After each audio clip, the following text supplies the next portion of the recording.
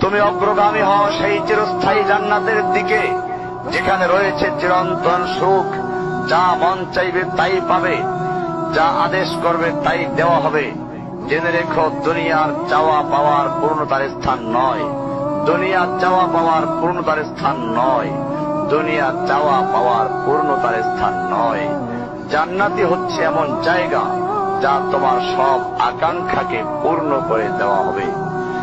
চির কিশোর সেবকগণ, চির যৌবনা সঙ্গিনীগণ, ফল মূল, গোস্ত, দুধের মধুর শরাবের নহর, উত্তম বাসস্থান ও বিছানা, চির আরাম, চির যৌবন, চির সুখ, অসংখ্য নেয়ামতের মাঝে সবচেয়ে বড় নেয়ামত হবে তুমি আল্লাহকে দেখবে।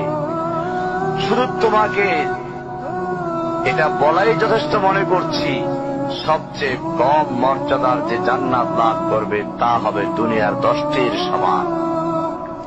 সুতরাং হে মুসলিম, হে ভাই, আল্লাহ তোমার প্রতি রহম করুন। এই বার্তা তোমার কাছে পৌঁছার পর আশা করি তুমি তা তোমার পরিবর্তন এবং সংশোধনে যথেষ্ট হবে। গতানুগতিক চিঠি হিসেবে নিও না আমার এই পত্রকে, ফেলে দিও না। এটা ফেলে দেওয়ার নয়, আল্লাহর জন্য বলছি, এর দ্বারা নিজেদেরকে সংশোধনের চেষ্টা করো।